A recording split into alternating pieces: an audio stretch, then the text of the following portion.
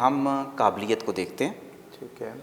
ہم صرف یہ نہیں ہے کہ شکل و صورت کو دیکھنا ہے، ہم بچوں کی بچیوں کی قابلیت کو دیکھتے ہیں، اور سب سے بڑا ہم یہ دیکھتے ہیں کہ اس کے پاس علم کتنا ہے. جو اخبارات نہیں پڑھتے اور اس بات پر کہتے ہیں کہ لیجیے اخبار میں کیا نہیں تازہ، جو اپ ڈیٹ نہیں ہوتا وہ بندہ تبدیل نہیں ہوتا. یہ قانون بن چکا ہے. آنے والے وقتوں میں چھوٹا اخبار ہے، چھوٹا میگزین ہے، کوئی بھی شکل میں پرنٹ میڈیا نکلتا ہے تو اسے اپنی ویب سائٹ بنانی پڑے گی. مذہبی حوالے سے آپ کو بڑا اپ ڈیٹ ہونا پڑے گا، اپنی تعلیم آپ کو بہتر کرنی پڑے گی اگر آپ نے ڈیجیٹل ورلڈ میں جا کے جرنلسٹ بننا ہے.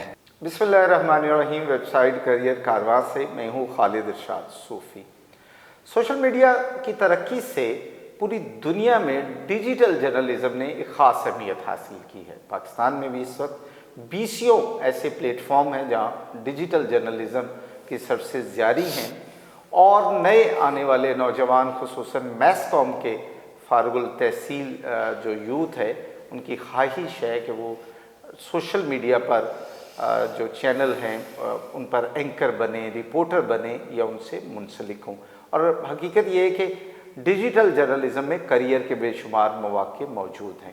ہم نے انہی سارے موضوعات پر گفتگو اور رہنمائی کے لیے اپنے آج کی اس نشست میں مدعو کیا ہے ڈیجیٹل جرنلزم کے گرو جناب شاہد نذیر چوئی صاحب. شاہد نذیر چوئی صاحب پرنٹ میڈیا کا ایک بڑا نام ہے، 20 کتابوں کے مصنف ہیں. نوائی وقت جیسے بڑے ادارے میں میگزین جرنلزم سے وابستہ رہے، اور پھر اس کے بعد یہ ڈیجیٹل میڈیا میں آئے. ڈیجیٹل میڈیا میں بھی ڈیلی پاکستان کے ایڈیٹر رہے، اور ان دنوں اردو پوائنٹ کے ملٹی میڈیا ہیڈ ہے. شاہد نذیر صاحب بہت شکریہ آپ کا بہت بہت شکریہ. شاہد صاحب سب سے پہلے تو آپ ہی سے ایک سوال کرتے ہیں، اور اس سوال ہی سے جو میرے سننے والے لسنرز ہیں وہ سمجھ جائیں گے کہ ڈیجیٹل جرنلزم کی ضرورت کیوں ہے. آپ اچھا بھلا نام ہے، آپ کتابوں کے مصنف ہیں، پرنٹ میڈیا میں آپ کا روزگار بھی چل رہا تھا، آپ نے سوئچ کیوں کیا، آپ ڈیجیٹل جرنلزم کی طرف کیوں آئے؟ بہت بہت شکریہ خالد ارشاد صوفی صاحب. بات یہ ہے کہ جرنلزم جو ہے وہ ایک بڑا مقدس اور بڑا متنوع کام ہے. اس میں ترقی جو ہے وہ اس بنیاد پر ہے کہ آپ اپنے اندر تبدیلی کیسے لاتے ہیں اور کتنی جلدی لاتے ہیں. کیونکہ جرنلزم نے معاشرے کو تبدیل کرنا ہوتا ہے، نوجوانوں کی اصلاح کرنی ہوتی ہے، سوسائٹی کی رہنمائی کرنی ہوتی ہے. جتنا آپ کا جرنلسٹ جو ہے وہ پڑھا لکھا ہوگا اور حالات حاضرہ سے آگاہ ہوگا، اور اس کی آنے والے وقت پر، آنے والے زمانے پر، آنے والے حالات پر گہری نظر ہوگی تو کامیاب ہوگا، تبھی وہ سوسائٹی بھی بہتر ہو سکتی ہے. یہ ایک اصول ہے کہ جو کسی بھی صحافی کو نامور بننے کے لیے اور پروفیشنل بننے کے لیے اس کی اپنے شعبے پر دسترس قائم رکھنے کے لیے یہ ضروری ہے کہ اس کا مطالعہ بھی ہو اور وہ آگے کی سوچے. ٹھیک ہے. میں نے تقریباً آج سے 20 سال پہلے، 21 سال پہلے ڈیجیٹل میڈیا کو میں سمجھتا ہوں کہ مجھے موقع مل گیا اردو پوائنٹ کی وجہ سے. اردو پوائنٹ آج سے 20 سال پہلے علی چودھری صاحب نے شروع کی تھی. یہ وہ حالات تھے کہ جب پاکستان کے اندر انٹرنیٹ جو ہے وہ بہت مفلوق الحالی سے چل رہا تھا، بڑا لمٹڈ تھا، لوگ ڈر رہے تھے، فلاپی کا دور تھا، آپ کے پاس اتنے وسائل نہیں تھے لوگوں کے پاس. لیکن علی چودھری صاحب نے اردو پوائنٹ کی بنیاد رکھی. یہ پاکستان کی پریمیئر ویب سائٹ ہے اردو پوائنٹ، اور جتنی بڑی یہ ایک سمندر کی طرح ہے، اور حقیقت میں جتنی بڑی ہو چکی ہے اس جیسی پوری دنیا میں اردو کی ویب سائٹ کوئی نہیں ہے اس سے بڑا ہے. یہ میں بتانا اس لیے ضروری سمجھتا ہوں کہ ایک تبدیلی کی بنیاد، میرے دوست بھی ہیں، میرے بھائی بھی ہیں علی چودھری صاحب، انہوں نے اس کی بنیاد رکھی. تو اس وقت جتنے بھی ہمارے پرنٹ میڈیا کے لوگ تھے، اس وقت ابھی الیکٹرانک میڈیا بھی شروع نہیں ہوا تھا. اس معنی میں پی ٹی وی تھا یا ایس ٹی این تھا یا چند ایک اور چینل تھے، ابھی جیو بھی شروع نہیں ہوا تھا. تو یہ بڑے قسم پرسی کے حالات تھے. تو پرنٹ میڈیا نے اس کو بڑا سمجھا کہ یہ کیا چیز آ گئی ہے. وہ سارا ٹیکنیکل دور تھا، ٹیکنالوجی کا دور تھا، یہ پاکستان کے اندر آ گیا تھا، اس کو قبول نہیں کیا گیا تھا، اس کو قبول کرتا ہی کوئی نہیں تھا۔ الحمدللہ میں نے علی چوہی صاحب کے ساتھ چونکہ دوستانہ تھا، گل نخیز اختر صاحب کے ذریعے سے علی چوہی صاحب کے ساتھ ملاقات ہوئی، بڑی پیار محبت سے ہم نے ایک ایسا کیا کہ جو چوہی صاحب کے ساتھ ہمارا تعاون ہو سکتا تھا وہ میں نے شروع کیا، تو مجھے اس میں لذت آئی۔ کیا نیوز تب سے شروع کر دیں؟ تب تو وہ ایک لٹریری میں آپ کو بتاتا ہوں نہیں، لٹریری نہیں تھا، نیوز بھی تھا اس میں ہر طرح کی انہوں نے شاعری، ادب، حالات حاضرہ پر خبریں، اور بڑی محنت کا دور تھا۔ میں کیا ان کے حالات، کبھی آپ اردو پوائنٹ کی ہسٹری پر اگر آپ کرنا چاہیں تو یہ ایک ریسرچ آپ کی ہوگی، اگر وہ تاکہ نوجوان نسل کو صحیح طریقے سے پتہ چلے گا کہ ایک ویب سائٹ کو یا ڈیجیٹل میڈیا کو کامیاب بنانے کے لیے کیا کرنا چاہیے، بہت زیادہ چاہیے، 20 سال لگے۔ لیکن چونکہ وہ سائنس کے، ٹیکنالوجی کے اسٹوڈنٹ بھی تھے، ان میں کے اندر چوہی صاحب کے اندر لگن بھی تھی، تو میں چونکہ ان کو دیکھتا تھا،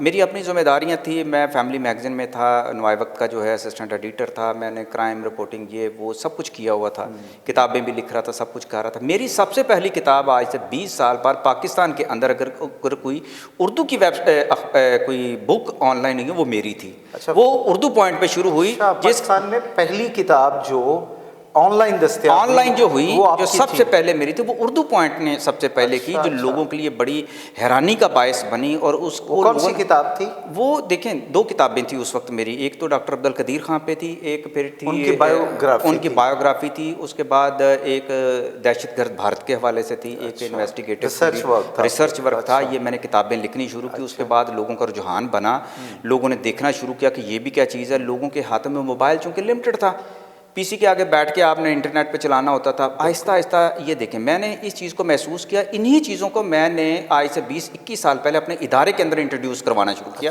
نوائے وقت کے اندر، کہ ہمیں اب ڈیجیٹلائز ہونا ہے۔ اس کا یہ حالات میں بڑی تبدیلی آئی، بڑے مشکل حالات بھی ہم نے دیکھے، اس میں سازشیں بھی لوگوں کی دیکھیں کہ لوگ اس چیز کو قبول نہیں کرتے تھے، کہ بالکل وہ کہہ رہے تھے کہ ہم جو ایک روایتی انداز میں صحافت ہو رہی ہے پاکستان میں، ڈر رہے تھے نوکری نہ ختم ہو جائے یا ان کی نوکری ختم، بالکل ایسا ہی تھا۔ لیکن میں نے اس میں ہمت نہیں ہاری، ادھر ہمارا چوہی صاحب کے ساتھ بڑا گہرا تعلق تھا، میری تحریریں بھی لگتی تھی، میری کتابیں بھی لگتی تھی، مجھے نام، شہرت، مقام، میں سمجھتا ہوں کہ اگر پوری دنیا میں اگر صحیح طریقے سے اگر میری کتاب کو عزت ملی ہے تو وہ اردو پوائنٹ پر لگنے کے بعد ملی ہے۔ ٹھیک ہو گیا، تو آپ کو اسی دور میں یہ انڈرسٹینڈنگ ہو گئی تھی کہ آنے والا دور جو ہے آن لائن ہی کا ہے؟ میں یہ بات کرنے کے ساتھ ساتھ میں آپ کو مزے کی بات بتاؤں، پاکستان میں کتاب لکھنے سے پیسہ نہیں ملتا۔ پاکستان میں جو ہمارا مصنف ہے، ہر دوسرا بندہ مصنف بننا چاہتا ہے۔ ہم نے اپنے دور میں جتنی مشقت کے بعد جا کے کتابیں لکھی تھی ان کا معاوضہ اس طرح نہیں ملتا تھا۔ میں چونکہ ایک کمرشل رائٹر تھا، میں ڈائجسٹوں میں بھی لکھتا تھا، اردو ڈائجسٹ میں لکھتا تھا، سیارہ ڈائجسٹ میں لکھتا تھا، سسپینس ڈائجسٹ میں لکھتا تھا، خواتین ڈائجسٹ میں، عمران ڈائجسٹ میں، کافی سارے ایک میں گروپ ہیں جو جن کے لیے میں کمرشل سٹوریز بڑی معروف لکھتا تھا، اپنے نام سے بھی، کریکٹرز کے نام سے بھی۔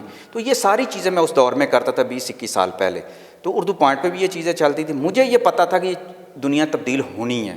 ہم کیونکہ سائنس کے آرٹیکل بھی پڑھتے تھے، غیر ملکی اخبارات پر بھی نظر ہوتی تھی، یہ ساری چیزیں جب ہم پڑھتے تو میں نے فیصلہ کیا کہ زمانے کے ساتھ ساتھ جو ہے اب ہر طرح کے علوم کو سیکھنا ہے۔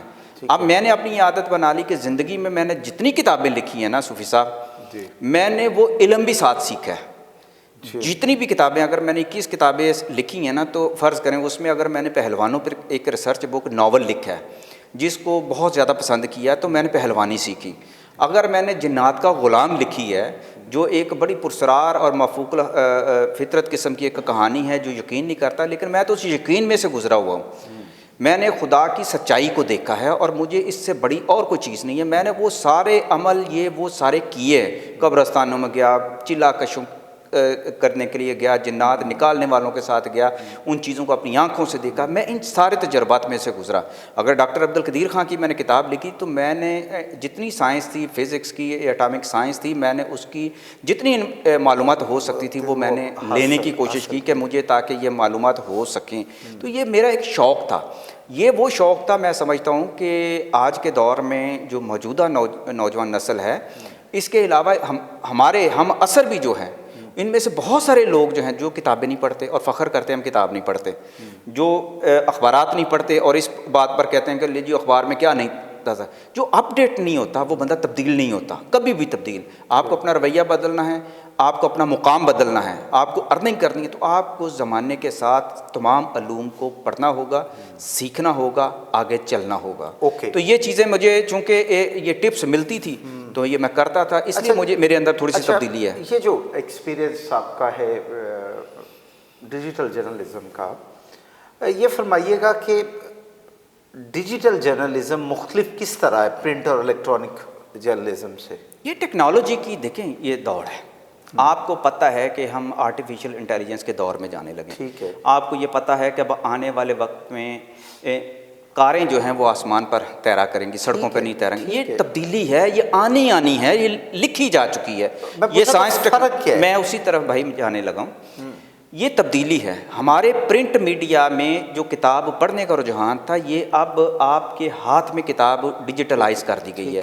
وہی چیزیں آپ کی ایکسیس میں دے دی گئی ہے. علم بڑھ چکا ہے. یہ علم بڑھنے کی نشانیاں ہیں.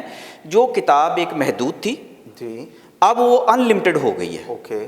جو میگزین اخبارات نہیں پڑھے جا سکتے تھے, ان کے نام تھے, اب وہ بھی آن لائن ہونے سے ان لمٹڈ ہو گئے ہیں, لوگوں کی رسائی تک پہنچ گئے ہیں. مختلف کیسے ہے. اب اخبار پڑھنے کے لیے جس طرح کہ ہمارے پاکستان کی اگر بات کر لیں تو اگر اس کے پورے نیٹ ورک کو آپ سمجھیں تو اخبار کو حاصل کرنا پیپر کی شکل میں, اخبار کو لے کر پڑھنا, اس کے لیے وقت کا مقرر کرنا, پھر اخبار کو پڑھنا, پھر اس اخبار کو ضائع کرنا, یہ ساری اب لیبر میں آتی ہیں. یہ ساری چیزیں جو چیز لوگوں کے موبائل میں آ گئی, ٹیکنالوجی نے اس کو سہولت میں بدل دیا, اب وہ لوگ آرام سے پڑھ. فرق صرف اتنا ہے. اب دوسرا فرق اس میں جو سب سے بڑا ہے وہ تیزی کا ہے. آپ پرنٹ میں جو خبر پڑھیں گے وہ 2-3 دن پرانی ہوگی. ڈیجیٹل میں پلکوں میں, لمحے میں آپ کو جو ہے تازہ خبر آپ کو مل جائے گی پوری ایویڈنس کے ساتھ. یہ تھا کہ اس کی خبر کی میکنگ میں, اس کی کریشن میں یا اس کی پریزنٹیشن میں کیا تبدیلی ہے دونوں کی؟ خبر ایک ہی طرح ہے جو سب ایڈیٹر پرنٹ میڈیا کا ہے یا جو سب ایڈیٹر الیکٹرانک میڈیا کا ہے, آپ کے ہاں بھی جو سب ایڈیٹر ہے وہ اس کو ایک ہی وہی اسکل درکار ہے یا فرق ہے, یا کوئی مطلب بہت فرق ہے. میں آپ کو بتاؤں, سرخی کا, سطر کا, متن کا. آپ میکنگ کی بات کر رہے ہیں نا, آپ میکنگ کی جو بات کرتے ہیں, جو پرنٹ میڈیا کی بھی مختلف کیٹیگریز ہیں, آپ کو پتہ ہے. اس میں بھی پہلا فرق آ گیا تھا. ٹھیک ہے. اس کے اثرات ڈیجیٹل پہ موجود ہیں. فرض کریں جو ولنگر تھے, آپ کو پتہ ہے ان کی سرخی کا میں فرق ہوتا تھا, وہ کرسپی ہوتی تھی تھوڑی سی. اب جب تک خبر کے اندر انٹرسٹ نہیں ہوگا, ہیڈنگ کے اندر انٹرسٹ نہیں ہوگا, وہ پڑھی نہیں جائے گی, اور لوگ اس کو زیادہ پڑھنا پسند کرتے ہیں. ٹھیک ہے. پالیسی کسی کی کچھ ہو, اس پہ میں بات نہیں کرنا چاہتا. دیکھیں وہ سوچ اخبارات کے اندر انتہائی سوچ سمجھ کر کہ یہ فیملی کے اندر اخبار جانا ہے جس کو ایک گھر کے 20 لوگ بھی پڑھ سکتے ہیں, محلے والے بھی پڑھ سکتے ہیں, دکان پہ رکھا جانا ہے تو اس کو کئی لوگوں نے آ کے پڑھنا ہے. ڈیجیٹل میں یہ نہیں ہے. ہر بندے کے پاس اپنی پرائیویسی کے ساتھ اس کا موبائل ہے. وہاں اخبار کی خبر جو ہے وہ مختلف ہو جاتی ہے. وہاں اس کے وہ نکات نکالے جاتے ہیں جو ایک کم وقت میں زیادہ معلومات بندے کو دے دیں اور زیادہ اس کو انٹرٹین کر دیں, زیادہ معلومات دے دیں. اس میں تیزی بہت ہے, اور تیزی بھی ہے, تیزی لہجے کی بھی ہے اور مسالے کی بھی ہے. دونوں طرح کی تیزیاں ہیں. اس کو ایک مائنڈ سیٹ کے ساتھ پڑھنا ہوتا ہے. وہاں ڈیجیٹل کے اندر آپ دیکھیں کہ کتابی چیزیں بہت کم چلتی ہیں. وہاں فیکٹ اینڈ فگرز چلتے ہیں سب سے زیادہ. آہستہ آہستہ لوگ فیکٹ اینڈ فگرز کی طرف جا رہے ہیں جو لوگوں کو متاثر کر سکے اور مطمئن کر سکیں. یہ اس طرف جانا ہے. وہ ورنہ ایک دیکھیں جو اخبار کا ایک سٹائل ہے, اب میں مثال دیتا ہوں, ایک بلاگ میں اور ایک کالم میں کتنا فرق ہوتا ہے. اب یہ فرق آپ دیکھیں نا, اخبار کے اندر جب ایک رائٹر کا سٹائل ہوتا ہے نا, وہی دقیانوسی ہے. وہ پرانے زمانے سے شروع کرے گا, کہیں سے ایسا مواد جس سے لوگ پڑھنے والے فوراً سے پہلے تھک جائیں گے کہ اس کی 4 سطریں نہیں پڑھیں گے. بلاگ والے میں لمٹڈ چیزیں ہوتی ہیں, اس نے اپنا مدعا بیان کرنا ہوتا ہے اور ٹو دی پوائنٹ بات کرنی ہوتی ہے, اور تاکہ لوگوں کو اس کا تاثر جو ہے نا انفارمیشن کی صورت میں ہو یا حقائق کی صورت میں ہو یا کس انٹرٹینمنٹ کی صورت میں, فوراً سے پہلے اس کو اپیل کر دیں. اوکے شاہ صاحب, آپ یونیورسٹی میں پڑھاتے بھی ہیں میس کام کے اسٹوڈنٹس کو.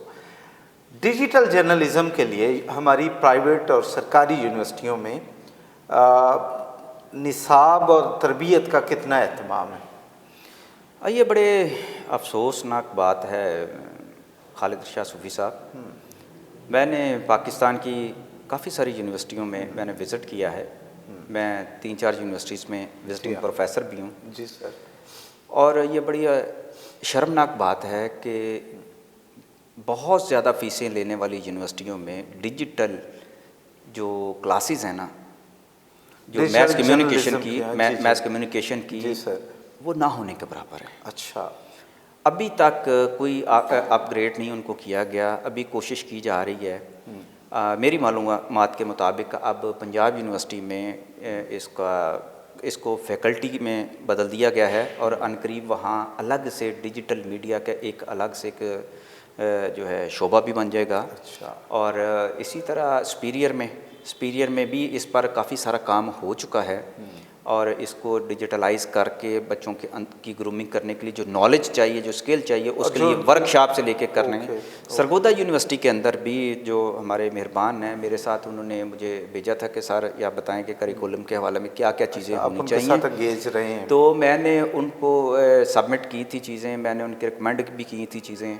मैंने उनको बताया कि डिजिटल मीडिया के लिए आप अगर इसका करना चाहते हैं तो उसकी रिक्वायरमेंट्स कैसे पूरी होंगी। ये तो यूनिवर्सिटियों में एक होगा, लेकिन जो इस वक्त यूनिवर्सिटियों को खाली सबसे बड़ा जो मसला है ना, वो ये है कि आप तालीम तो दे देते हैं, बच्चों की वर्कशॉप और इंटर्नशिप का कोई अहतमाम नहीं उस तरह से जिससे वो बच्चे जो है बेहतर तरीके से प्रोफेशनल जर्नलिस्ट बन सकें। यही से एक सवाल आपकी तरफ एक और है कि आपको दो बड़े रीसेंट आपकी जो तजर्बा हुआ है, एक डेली पाकिस्तान में आपको तजर्बा हुआ और करंटली आप उर्दू पॉइंट के मल्टीमीडिया को हेड कर रहे हैं। ये जो स्टफ़ आ रहा है, जो नौजवान आ रहे हैं आपके डिजिटल जर्नलिज़म में, खा वो राइटिंग साइड पे हैं और खा वो एंकरिंग या रिपोर्टिंग, फील्ड रिपोर्टिंग में, इनमें कितना को आपने पोटेंशियल या सलाहियत देखी है? क्या ऑर्गेनाइजेशंस को ज़्यादा मेहनत करना पड़ रही है या हमारे बच्चों में कोई फितरी रुझान है? बड़ी मज़े की बात है, सवाल आपका बड़ा ज़बरदस्त है। आप अच्छी तरह जानते हैं, आप ख़ुद भी टीचर हैं, आपको पता है कि इस वक्त सबसे बड़ा जो है सोशल मीडिया, इलेक्ट्रॉनिक मीडिया में ग्लैमर बन गया। ठीक है। हर दूसरा स्टूडेंट नहीं, हर एक स्टूडेंट जो है, अच्छा, वो कहता है मैंने एंकर बनना है। उनको ये नहीं पता होता कि एंकर बन के वो क्या करेंगे। असल में ये ग्लैमर की दुनिया में जाने वाली बातें हैं सारी। ये नहीं कहते हमने सहाफ़ी बनना है। सहाफ़त बन के आप एंकर बन जाएं, आप सब एडिटर बन जाएं, एडिटर बन जाएं, आप न्यूज़ कास्टर बन जाएं, रिपोर्टर बन जाएं, आप किसी में भी चले। एंकर बनने का क्रेज़ हमारी सोसाइटी में बहुत ज़्यादा हो गया। ठीक है। वो समझते हैं कि जिस तरह कोई एक्टर मशहूर हो सकता है, इसी तरह एंकर भी मशहूर हो सकता है। ठीक है। तो ये हमारे कामयाबी की नहीं, ज़वाल की निशानियाँ हैं हमारी सहाफ़त के लिए। लेकिन अब मैं दूसरी तरफ आपके सवाल की दूसरी तरफ आता हूँ कि आप देखें, हम जो इदारों के अंदर देखते हैं, हम काबिलियत को देखते हैं। ठीक है। हम सिर्फ ये नहीं है कि शक्ल सूरत को देखना है, हम बच्चियों की काबिलियत को देखते हैं। और सबसे बड़ा हम ये देखते हैं कि इसके पास इल्म कितना है, इसके अंदर कॉन्फिडेंस कितना है, इसके अंदर तब्दील ख़ुद को करने का कितना ज़्यादा ज़ौक़ है, क्योंकि जब तक कमिटमेंट उसकी कितनी ज़्यादा है। ये सारी चीज़ें देखते हैं तो उसके बाद हम नौजवानों को अपने इस शोबे की तरफ भी लेकर आते हैं, उनके हौसला अफजाई भी करते हैं, बाकी ट्रेनिंग करते हैं जिनके अंदर हल्की देखें ना, जिसके अंदर जरखेज़ी होगी तो बंदा उसी पौधे को भी फिर खाद डालता है, उसकी परवरिश करता है, सारी ये चीज़ें होती हैं। बाकी ये है कि मुआशरे के अंदर चूँकि एंकर बनना एक रुझान चला है तो उसकी शायद नज़ीर साहब वो स्टूडेंट जो सीरियसली जिन्होंने बीएस में ऑनर्स प्रोग्राम या मास्टर्स एमएस किया हुआ है और वो एंकरी नहीं, वो डिजिटल जर्नलिज्म में करियर बनाना चाहते हैं, तो उनके लिए आपकी क्या सजेशंस हैं? ऑब्वियसली आपके उर्दू पॉइंट है, मैं देखता हूँ कि बैक टू बैक न्यूज़ आती है और उसमें बहुत अच्छी तरह ख़बर को एलेबोरेट किया गया होता है, उसको क्रिएट किया गया होता है, उर्दू का ज़ख़ीरा अल्फाज बहुत अच्छा इस्तेमाल किया हुआ होता है। तो आखिर ये भी तो कोई स्टूडेंट्स हैं, ये भी तो लोग हैं ना, ये भी जॉब अपॉर्चुनिटीज़ है ना कि जिन्होंने ख़बर बैठ के बनानी है, जिन्होंने ख़बर लानी है, एंकर और फिर एंकर्स भी हैं। तो मैं ये पूछना चाह रहा हूँ कि जो वो स्टूडेंट जो सीरियसली डिजिटल जर्नलिज़म में, क्योंकि अब जर्नलिज़म शायद आने वाले दिनों में कोई 50% तो रहे ही, मे बी डिजिटल जर्नलिज्म का करियर बनाना चाहें तो उनका रवैया क्या होना चाहिए और उन्हें किन किन शोबों में मेहनत करनी चाहिए? सूफी साहब, आपका सवाल बहुत लंबा है। यस, और इसकी तफसीलात के लिए टाइम चाहिए। मैं कोशिश करता हूँ कि मैं आपको इस हवाले से मैं बताऊँ। प्लीज़। सबसे पहले तो मैं अपने नाजरीन को और बच्चों को एक बात बता दूँ کہ پاکستان میں یہ پالیسی بن چکی ہے کہ جتنے بھی پرنٹ میڈیا ہیں ٹھیک ہے، ہر ایک کو ڈیجیٹلائز ہونا ہے. ٹھیک ہو گیا. یہ قانون بن چکا ہے. آنے والے وقتوں میں چھوٹا اخبار ہے، چھوٹا میگزین ہے، کوئی بھی شکل میں پرنٹ میڈیا نکلتا ہے جو، تو اسے اپنی ویب سائٹ بنانی پڑے گی. ٹھیک ہے، اس کی پی ڈی ایف، اس کی جو ویب پورٹل پہ جا کے اس اخبار کو پڑھنے کے لیے، یہ آپ سمجھ لیں کہ ڈیجیٹل پاکستان بنے گا. پاکستان بن رہا ہے اور اس کے لیے یہ ضروری اقدامات میں سے ہے. اس پر مرحلہ وار کام ہو چکا ہے. اس لیے آپ دیکھیں کہ جو چیز، ایک چیز جو یہ کہا جا رہی تھی کہ اب الیکٹرانک کے آنے کے بعد، ڈیجیٹل کے آنے کے بعد، سوشل میڈیا کے آنے کے بعد نیوز پیپر جو ہے ان کی ورت کم ہو گئی ہے. لیکن یہ ایک دور میں ایسا تاثر بہت مضبوط بھی ہوا ہے. لیکن اب بہت سارے اخبارات نے، چھوٹے بڑے سب نے مل کر اپنا جو ہے ڈیجیٹلائز کر دیا ہے. لہٰذا وہاں بھی اپرچونیٹیز پیدا ہو رہی ہیں. ٹھیک ہے.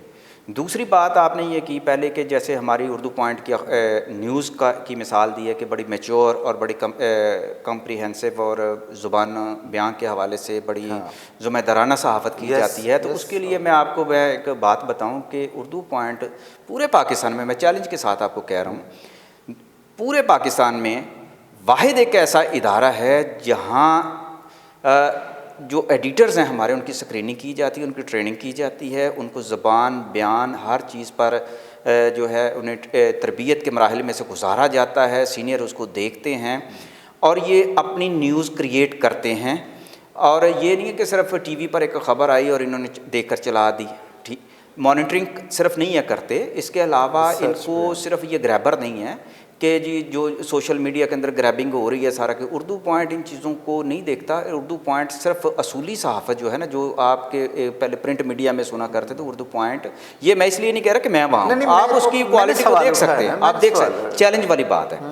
لوگ اعتماد کرتے ہیں، جتنا اعتماد کسی زمانے میں نمایاں وقت پہ تھا نا کہ یار جو بھی ہے سرکولیشن کم بھی ہے تو لیکن اس کی ورتھ بہت زیادہ ہے. اسی طرح ڈیجیٹل میڈیا کے اندر اردو پوائنٹ اگر میں اپنے چینل پہ کوئی ویڈیو لگاتا ہوں یا وہاں پہ کوئی خبر لگتی ہے، اور لوگ اس کو اون کرتے ہیں، رسپیکٹ دیتے ہیں، اور لوگ ہماری عزت اس لیے کرتے ہیں کہ یار آپ لوگ بڑی ذمہ دارانہ کام کرتے ہیں. یہ کیوں ہوا؟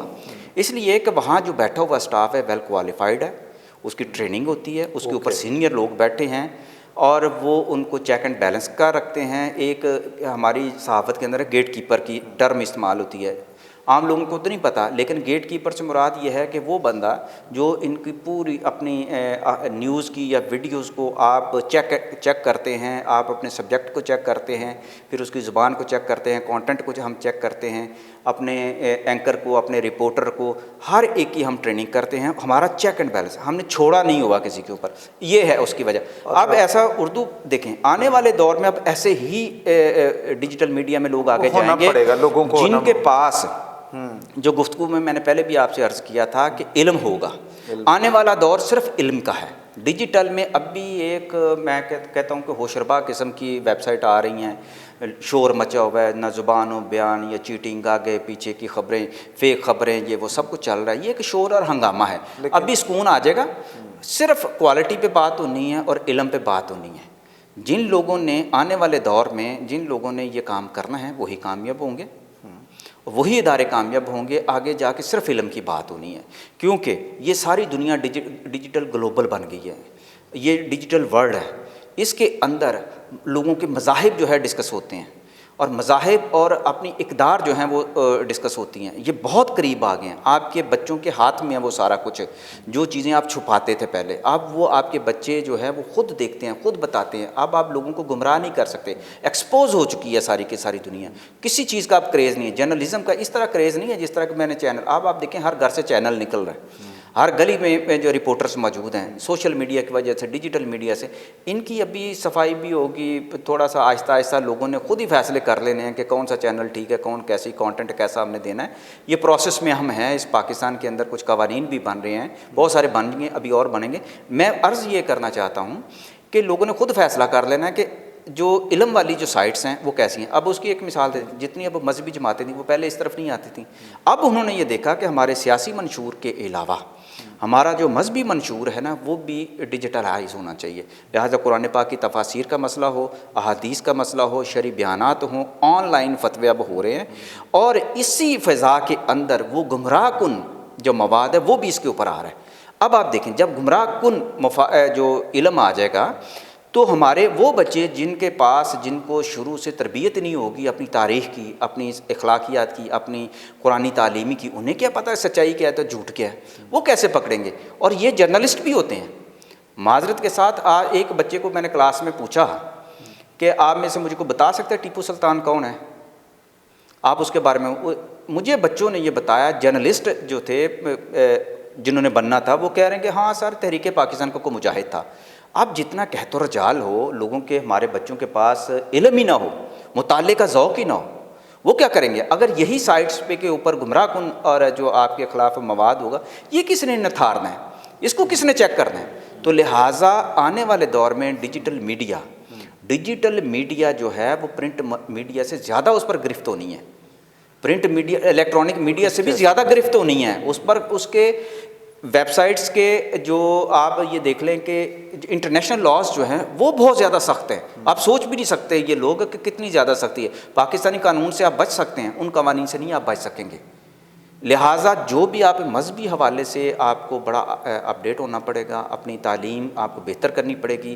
اگر آپ نے ڈیجیٹل ورلڈ میں جا کے جرنلسٹ بننا ہے، آپ نے اچھے بلاگر بننا ہے، آپ نے وہاں سے ارننگ کرنی ہے، ایون آپ نے یوٹیوبر بننا ہے، آپ نے اینکر بننا ہے، آپ کی گرپ ہونی چاہیے۔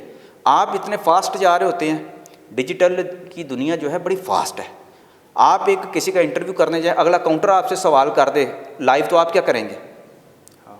تو یہ چیزیں جب تک آپ اپڈیٹ نہیں ہوں گے، اس چیز کی اہمیت کو سمجھ لیں، آپ ناکام ہوں گے۔ چند ایک جگہ اپنی خوبصورت پرسنالٹی، خوبصورت آواز کی وجہ سے آپ لوگوں کو متاثر کرنے کی کوشش کریں گے تو ناکام ہو جائیں گے، کتنی دیر اور رہیں گے؟ ٹھیک ہے، بالکل۔ لہٰذا اینکر کی ذمہ داریاں کچھ اور ہیں۔ اینکر نے تجزیہ کرنا ہوتا ہے، حالات پر گہری نظر رکھنی ہوتی ہے۔ نیوز کاسٹر الگ ہے، اس نے جو خبریں ہیں اس نے وہ پڑھنی ہوتی ہیں، وہ کسی میچور بندے نے لکھ کے دی ہوتی ہیں ان کو، لیکن ان کے پاس بھی اپنا علم ہونا چاہیے، نالج ہونا چاہیے کہ کیا خبر میں ٹھیک پڑھ رہا ہوں کہ نہیں پڑھ رہا۔